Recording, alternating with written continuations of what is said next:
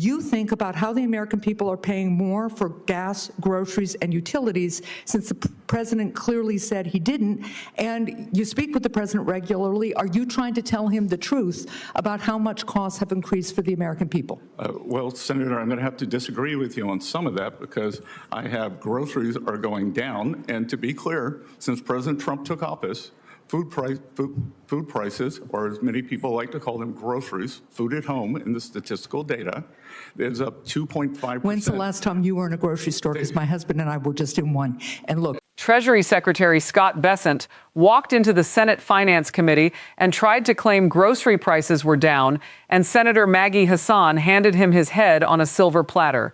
They say you can't put lipstick on a pig, but watching the Treasury Department try to paint $3,000 in price hikes as a short-term blip is a whole new level of hogwash. Hassan caught Bessent completely out of touch, cornering him on $100 million tax immunity deals, 100,000 lost manufacturing jobs, and billion-dollar White House ballroom requests while working families drown in inflation. Look, I just watched this clip and I'm still processing it. If you felt that absolute punch to the gut every single time you walk up to a register lately, you need to hear this. thank you very much.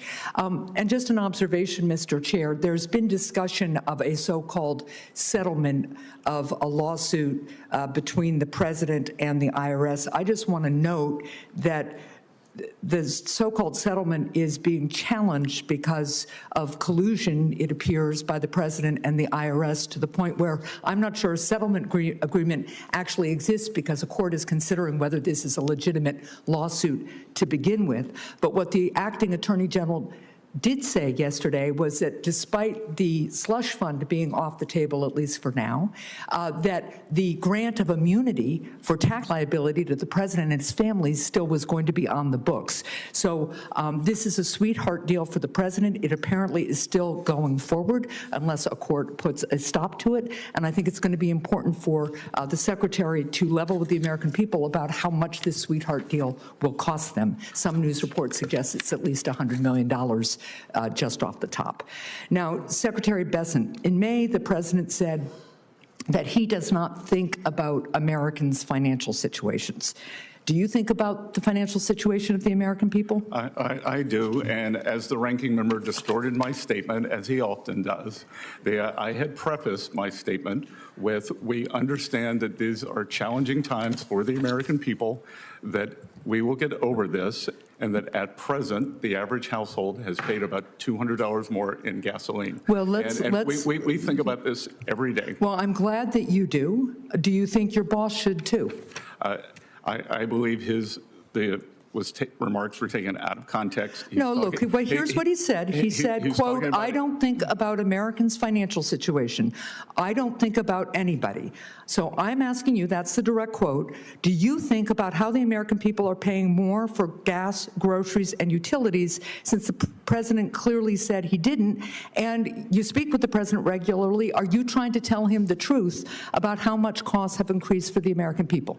Well, Senator, I'm going to have to disagree with you on some of that because I have groceries are going down. And to be clear, since President Trump took office, food prices, or as many people like to call them, groceries, food at home in the statistical data, is up 2.5%. When's the last time you were in a grocery store? Because my husband and I were just in one. And look, the average Granite Stater, has paid, let me be clear, the average Granite Stater has paid $3,000 more since Donald Trump took office for basic goods and services. Meanwhile, the country lost 100,000 manufacturing jobs in 2025. So do you tell the president this information or not? Again, Senator, except for inflation, which is, I believe, going to be a short-term blip, the economic data is very strong. The jobs data has been very strong.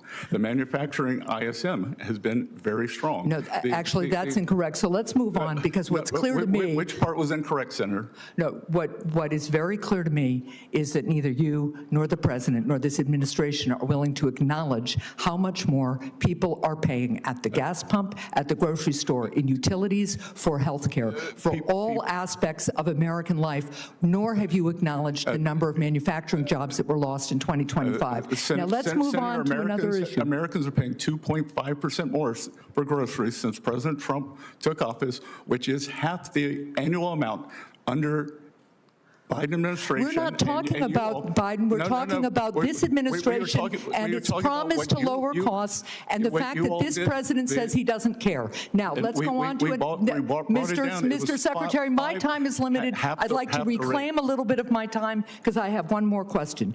The administration has claimed that its top priority is lowering costs for American families, but the president instead continues to pursue vanity projects at a significant cost to taxpayers.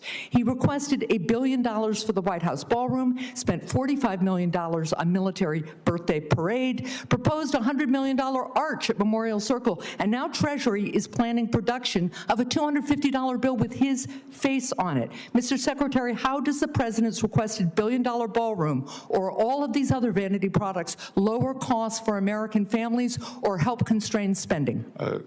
Senator, first of all, you're incorrect. There is no cost to the American people. If there is a new bill for the ballroom, the decorative part of the ballroom is privately funded, and everything that you were talking about. The president requested $1 billion for the White House ballroom in our budget. He has spent $45 million on a military birthday parade. So Look, it goes on outside my office every day. I've watched it progress, and it is national security matters that the $1 billion is for. That's ridiculous, and I think you know it. I'll yield back my time. Thank you, Mr. Chair. So it starts out, and okay, credit where it's due. Hassan opens with a totally common sense proposal from the Treasury Inspector General. Just shift business tax filing deadlines up a little so we can stop identity thieves from stealing over $1 billion in tax refunds. Simple, right? Bessent agrees to work with her on it, and for 2 seconds I'm sitting here thinking, okay, wow, actual governance? Shocking. But then, of course, the illusion snaps. Hassan pivots to this reported IRS settlement with the president. Oh, wait for it. $100 million sweetheart deal granting tax immunity to his inner circle. Unbelievable. I mean, seriously? You and I make a minor math error on our returns, and the IRS will hound us to the ends of the earth. But if you're in that orbit, you get a $100 million pass. It makes my blood boil. And then comes the cost of living debate. Hassan brings up the president's own words about not thinking about people's financial struggles, and Bessent goes straight into PR damage control mode.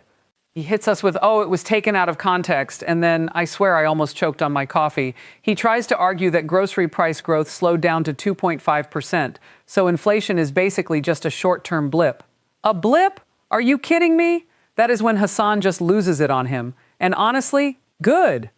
She goes, when was the last time you were in an actual grocery store? Thank you, because back in the real world, families in New Hampshire and across this entire country are shelling out $3 grand more a year for basic food, gas, and utilities.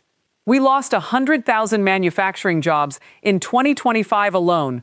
But sure, Scott, tell us more about your cute little spreadsheets while working people are choosing between electric bills and medicine. Because it gets worse. Hassan starts listing off where this administration actually wants our money to go. While regular families are drowning, what's on the budget wish list? $1 billion White House ballroom, $45 million for a military birthday parade, $100 million for a memorial arch, and, get this, plans to put the president's face on a new $250 bill. Bessent sits there trying to stammer out that, well, the decorative part of the ballroom is privately funded, and some of it is national security. Seriously? National security ballrooms? Hassan just shut it down and yielded her time, because how do you even argue with that level of delusion? It's just exhausting, you know? It shows you everything you need to know about right-wing priorities. They have infinite money for vanity projects and tax breaks for their buddies, but the second a working family asks for relief, it's just a blip. I want to hear from you guys on this one. Are you seeing any of this supposed relief at the checkout line, or are you feeling that extra $3 grand like the rest of us? Drop your thoughts in the comments. Hit like, and I'll see you in the next one.